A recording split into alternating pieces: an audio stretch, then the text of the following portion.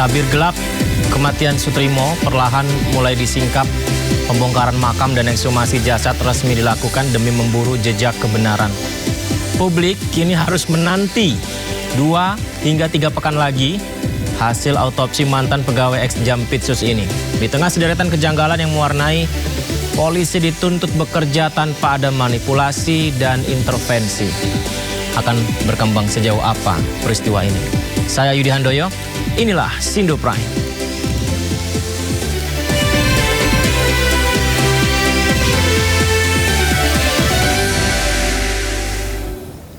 35 korban berhasil dievakuasi ke Pelabuhan Padang Bayi, Bali. Seluruh korban masih mendapat perawatan medis dan pendataan dari pihak pelabuhan.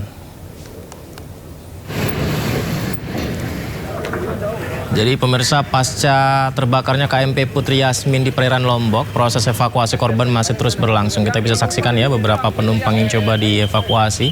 Ada yang ditandu, di mana sekitar 35 penumpang berhasil dievakuasi ke Pelabuhan Padang Bayi, seluruhnya dalam kondisi selamat.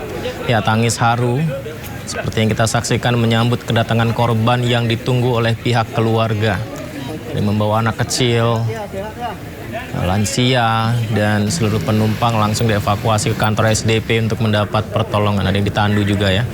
Ya, korban-korban mengaku bersyukur bisa selamat, di mana seluruh penumpang masih berusaha memberi kabar kepada sanak keluarganya lewat telepon karena alat komunikasi dan barang-barang masih tertinggal di kapal.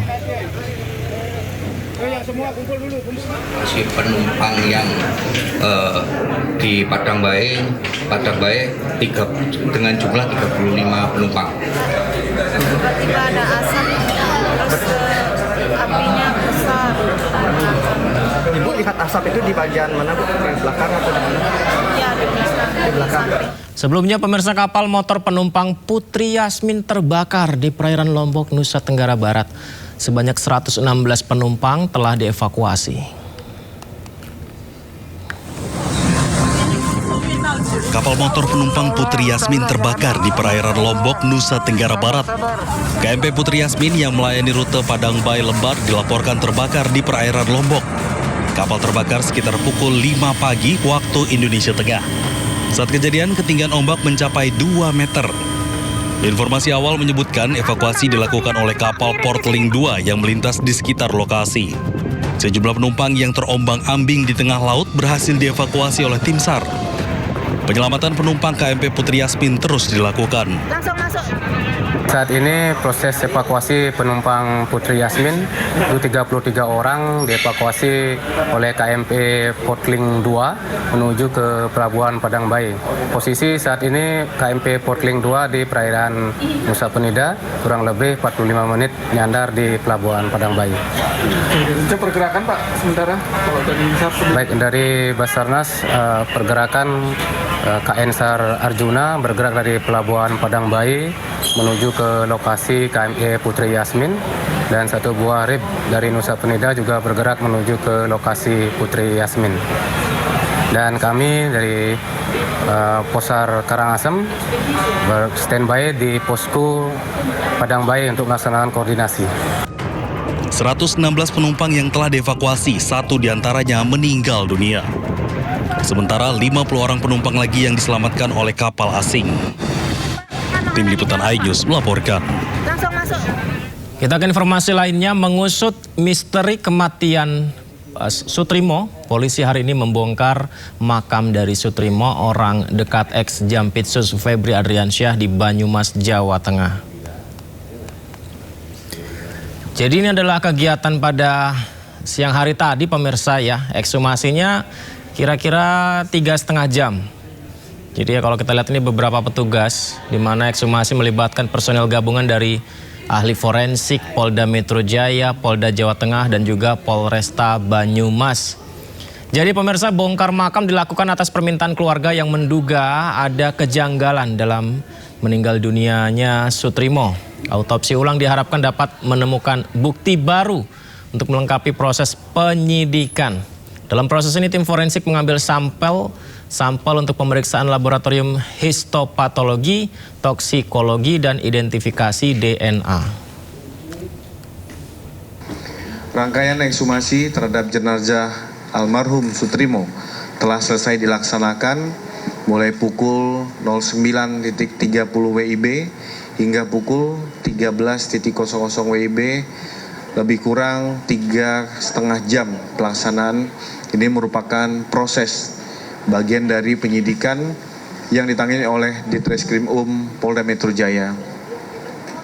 Dari hasil pemeriksaan kami, dari hasil ekshumasi dan otopsi, bahwasanya yang kami periksa itu adalah jenazah laki-laki umur sekitar 40 tahun dengan panjang badan 166 cm. Dari hasil pemeriksaan dalam, pemeriksaan luar dan pemeriksaan dalam, secara visual kami tidak mendapatkan tanda-tanda luka yang dimana diakibatkan oleh karena kekerasan tubuh maupun kekerasan tajam. Nah, untuk itu kami melakukan pemeriksaan lebih lanjut guna mengambil sampel-sampel untuk memastikan mencari penyebab pasti kematian. Maka kami melakukan pemeriksaan diantaranya yaitu adalah pemeriksaan histopatologi. Nah, nanti akan dilakukan oleh dokter spesialis patologi anatomi. Pemeriksaan toksikologi, yaitu untuk mencari apakah adanya racun dan sebagainya, nanti akan dilakukan oleh lapor ya, puslapor. Sedangkan yang terakhir, kami tetap mengupayakan untuk proses identifikasi dan juga untuk mencari penyebab kematian yang lebih lengkap, yaitu dengan pemeriksaan DNA.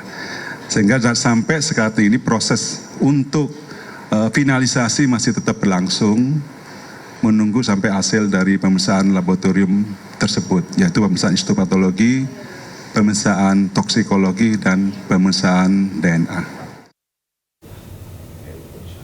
Ya, pemirsa, selain melakukan ekshumasi terhadap jenazah Sutrimo, polisi juga memeriksa 8 orang saksi.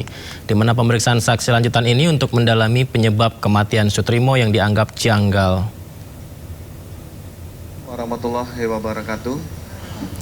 Polisi hari ini membongkar makam Sutrimo Karumga ex Jampitsus Febri Adriansyah untuk melakukan ekshumasi.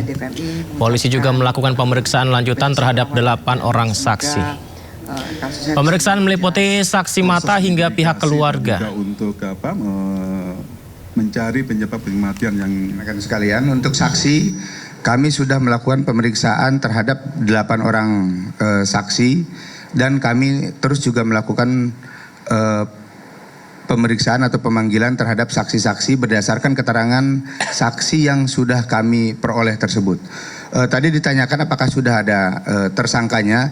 Inilah rekan-rekan sekalian, proses penyidikan ini dalam rangka menuju ke arah sana. Mudah-mudahan kami menemukan fakta hukum yang sesuai dengan fakta yang diperoleh nanti, apa yang menyebabkan kematian daripada yang bersangkutan.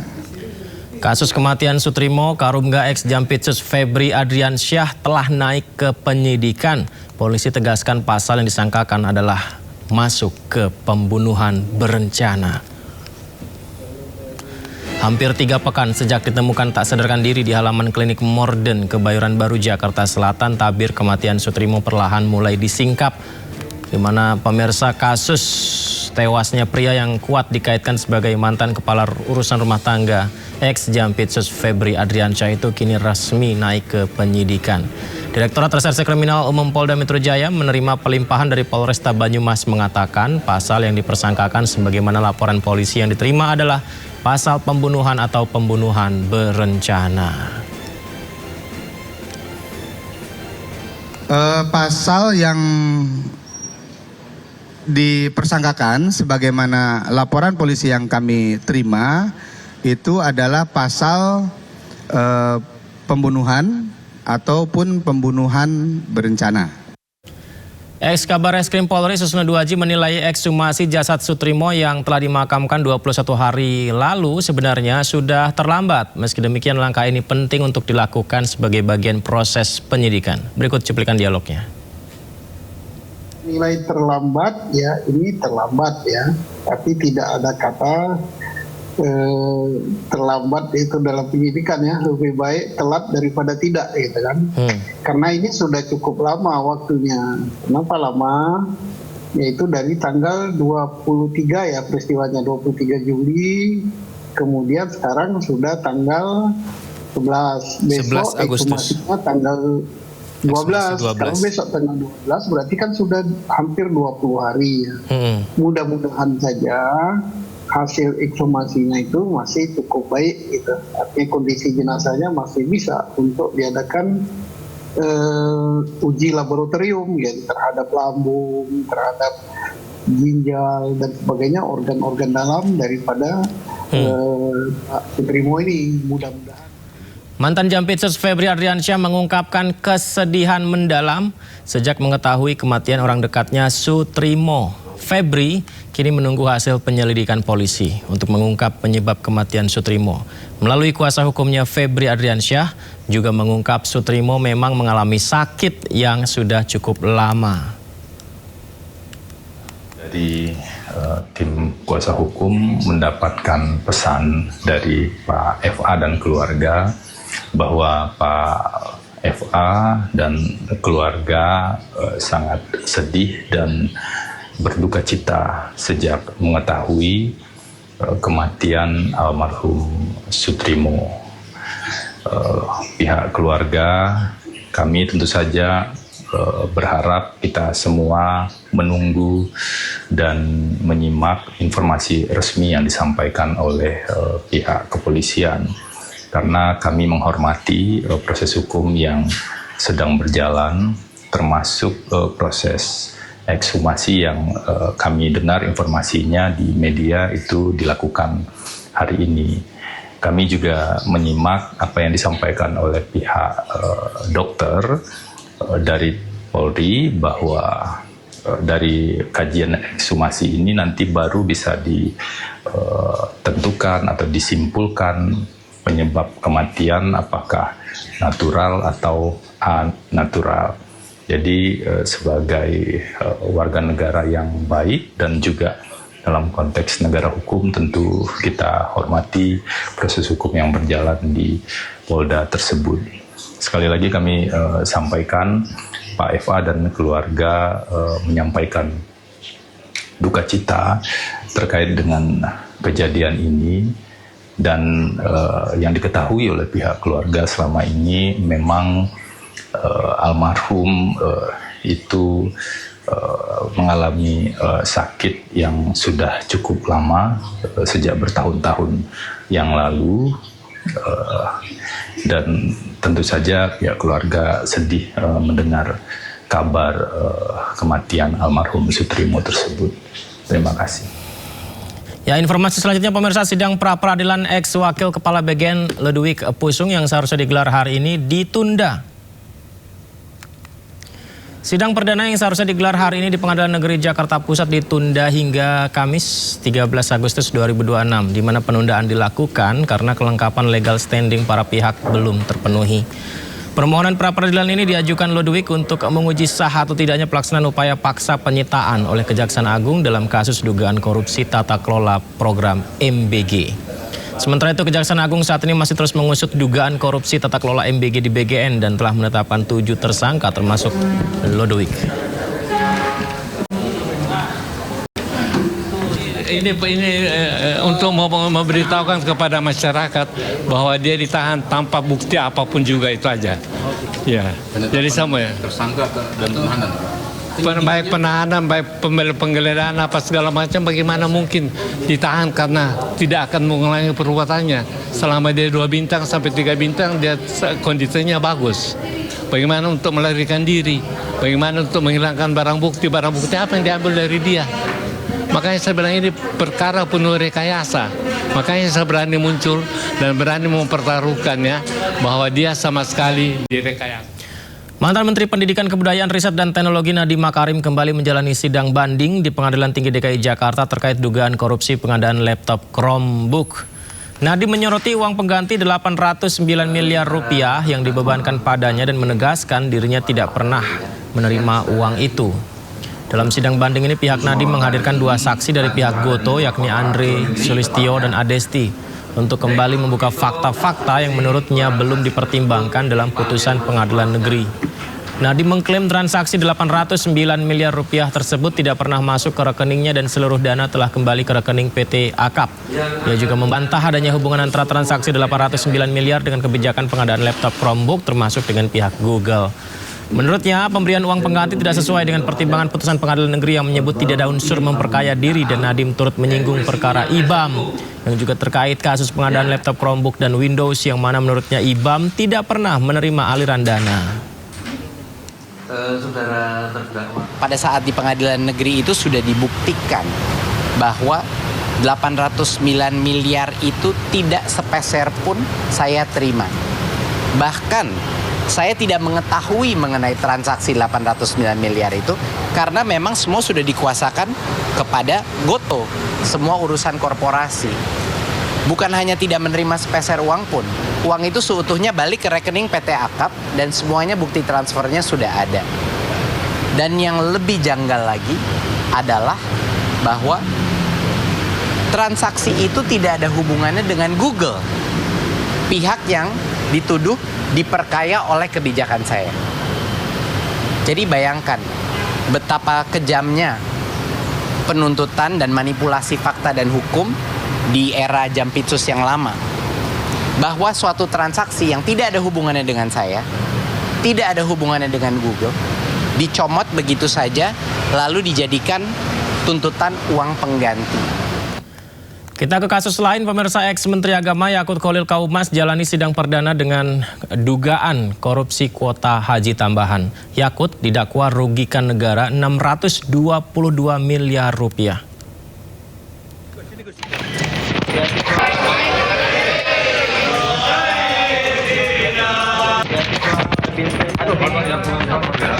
Masuk ke ruang sidang pengadilan Tipikor Selasa siang, ex-Menteri Agama Yakut Kholil Kaumas disambut pendukungnya.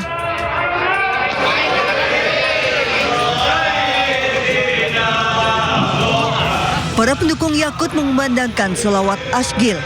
Selawat ini biasanya dikumandangkan sebagai doa perlindungan diri dari orang yang berbuat zalim. Hari ini menjadi sidang perdana Yakut dalam kasus dugaan korupsi pengelolaan kuota haji tambahan periode 2023-2024. Jaksa mendakwa Yakut menerima $271.000 Amerika Serikat atau setara 4,8 miliar rupiah yang mengakibatkan kerugian negara 622 miliar rupiah. Kuasa hukum Yakut Dodi Abdul Qadir menyebut dakwaan jaksa tidak sesuai fakta.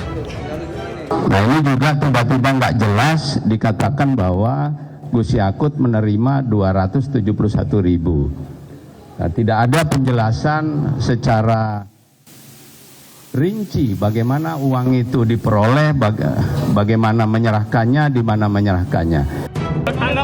Jaksa menyebut Yakut bersama 3 terdakwa lainnya mengatur rasio kuota haji tambahan tidak sesuai aturan dan landasan kajian teknis untuk mengakomodir permintaan percepatan ibadah haji khusus yang disertai penerimaan fee percepatan dari jemaah. Dari Jakarta, Tim Liputan iNews melaporkan.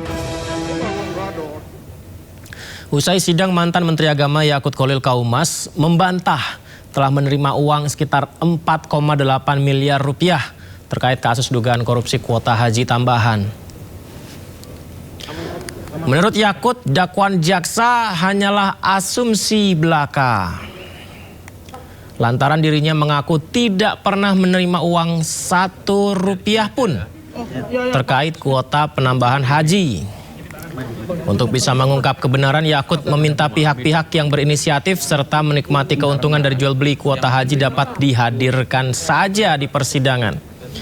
Rencananya sidang lanjutkan akan kembali digelar di Pengadilan Tipikor pada pekan depan. Yang menerima uang itu orang lain, tetapi yang didakwa saya dengan asumsi. Sekali lagi saya sampaikan, saya tidak pernah menerima 1 rupiah pun dari proses ini. Jadi yang menerima tadi sudah disebut siapa, dan ada yang disebutkan aliran ke saya, dan itu adalah asumsi. Ya mereka itu yang jual beli kuota, yang kemudian menerima fee dan seterusnya, itu yang harusnya dihadirkan di sini. Pemirsa, hari ini sidang perdana pra-peradilan Tifauzia Tiasuma atau Dr. Tifa digelar di Pengadilan Negeri Jakarta Selatan.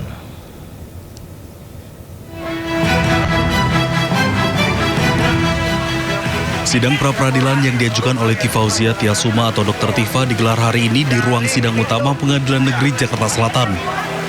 Agenda sidang hari ini adalah pemanggilan kedua pihak. Dr. Tifa menyebut pra-peradilan untuk menguji sah atau tidaknya penghentian penuntutan terhadap dirinya dalam kasus ijazah Presiden ke-7 Joko Widodo. Juga ingin luruskan bahwa masyarakat Indonesia itu supaya tahu ya bahwa saya memperjuangkan keadilan termasuk utamanya kebenaran terkait dengan polemik ijazah ini sudah dari sejak tahun 2022. Bukan baru kemarin, sudah 4 tahun. Dan hasil dari penelitian saya sudah saya bukukan, sudah saya publikasikan, sudah saya seminar-seminarkan. Jadi pekerjaan saya sebagai peneliti di sini sudah selesai. Lalu, untuk itu maka saya harus mendarma baktikan ilmu saya untuk urusan-urusan yang jauh lebih penting untuk saat ini. Urgent. Ya, tetapi persidangan ini tetap saya hadapi. Sebagaimana diketahui pertanggal 23 Juli 2026 lalu, Dr. Tifa tidak lagi menjadi terdakwa karena perkaranya sudah dinyatakan batal demi hukum oleh Hakim PN Jakarta Timur melalui putusan Sela. Bahkan berkasnya pun sudah dikembalikan ke kejaksaan. Namun demikian, 3 hari kemudian kejaksaan membuat dakwaan baru. Sidang pembacaan dakwaan baru rencananya akan digelar besok. Dari Jakarta, tim liputan iNews melaporkan. Ya, berkaitan dengan ijazah, pemirsa, PT UN Jakarta menolak permohonan keberatan UGM atas keterbukaan informasi ijazah Presiden ke-7 RI Joko Widodo dan mewajibkan UGM membuka dokumen akademik Joko Widodo ke publik.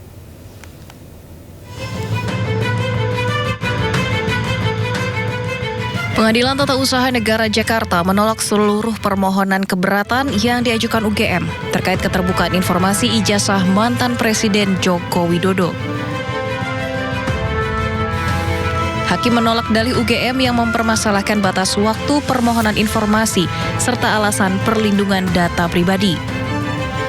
Putusan ini menguatkan penetapan Komisi Informasi Publik yang mewajibkan UGM membuka dokumen akademik Jokowi ke publik.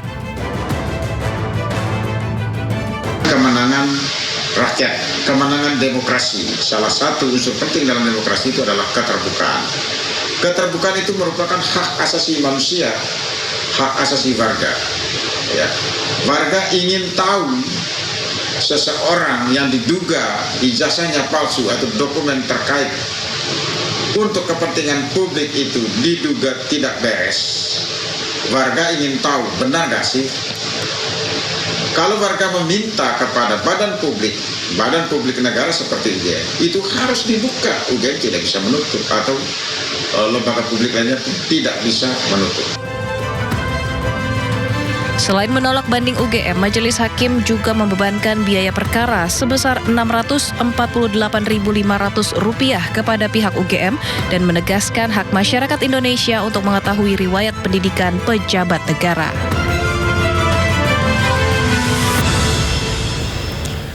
Polisi menangkap 2 penyekap lansia di sebuah apartemen di Tangerang Selatan, Banten. Dalam menjalankan aksinya, pelaku berdalih menjadi anggota KPK dan tahanan KPK.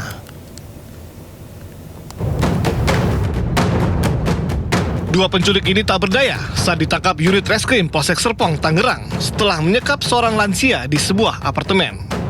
Saat dilakukan interogasi, keduanya melakukan penyekapan dan perampasan barang korban lantaran urusan bisnis demi keuntungan semata. Bahkan, guna melancarkan aksinya, kedua pelaku berdalih menjadi anggota KPK dan tahanan KPK. Menurut Kapolres Tangerang Selatan AKBP Boy Jumalolo, kedua pelaku merupakan kurir ekspedisi. Menurut polisi, kedua pelaku berhasil memeras korban hingga ratusan juta rupiah. Kesempatan ini saya sampaikan dalam menjalankan aksi, terduga pelaku A berperan dengan mengaku sebagai mantan tahanan KPK dan menyampaikan kepada korban bahwa dirinya memiliki aset pribadi yang telah disita oleh KPK senilai kurang lebih 3 miliar. Pelaku kemudian menyampaikan kepada korban bahwa aset tersebut bisa dicairkan namun membutuhkan biaya pengurusan sebesar 100 juta rupiah. Guna mempertanggungjawabkan perbuatannya, para pelaku dijerat dengan pasal berlapis dengan ancaman hukuman maksimal 9 tahun penjara.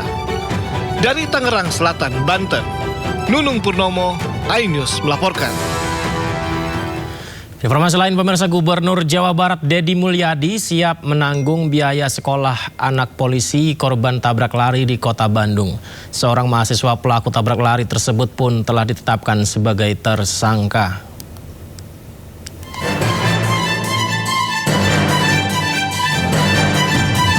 Gubernur Jawa Barat Deddy Mulyadi mendatangi rumah duka anggota polisi Polrestabes Bandung yang menjadi korban tabrak lari di kawasan Batu Nunggal, Bandung. Deddy Mulyadi mengimbau agar seluruh aparat yang bertugas harus selalu waspada dan siaga. Deddy Mulyadi pun akan membiayai sekolah anak-anak almarhum hingga lulus. Meninggal ditabrak oleh orang dalam keadaan menjalankan tugas patroli malam. Ini adalah supporting saya untuk mereka yang menjalankan tugas dan mengalami musibah saat menjalankan tugas. Ya, selanjutnya pada seluruh aparat semuanya harus waspada, siaga. Juga kalau mengendarai kendaraan bermotor sudah nggak boleh sendiri. Nanti anak-anaknya biar saya yang ngurus sekolahnya, biar menjadi anak saya lah, saya biar nambah koleksi anak-anak didik saya yang bersekolah dari ayah-ayah yang meninggal karena menjalankan tugas atau karena faktor-faktor lain. Saat ini Polrestabes Bandung telah menetapkan tersangka seorang mahasiswa berinisial A karena telah menyebabkan Aibtu Asep meninggal dunia. Dari Bandung, Jawa Barat, Ervan David, iNews melaporkan. Di tengah isu reshuffle kabinet yang kian kencang bulan Agustus ini, muncul isu Menko PMK Pratikno mengundurkan diri. Jadi ia dikabarkan mundur dari kabinet Prabowo Gibran karena alasan sakit.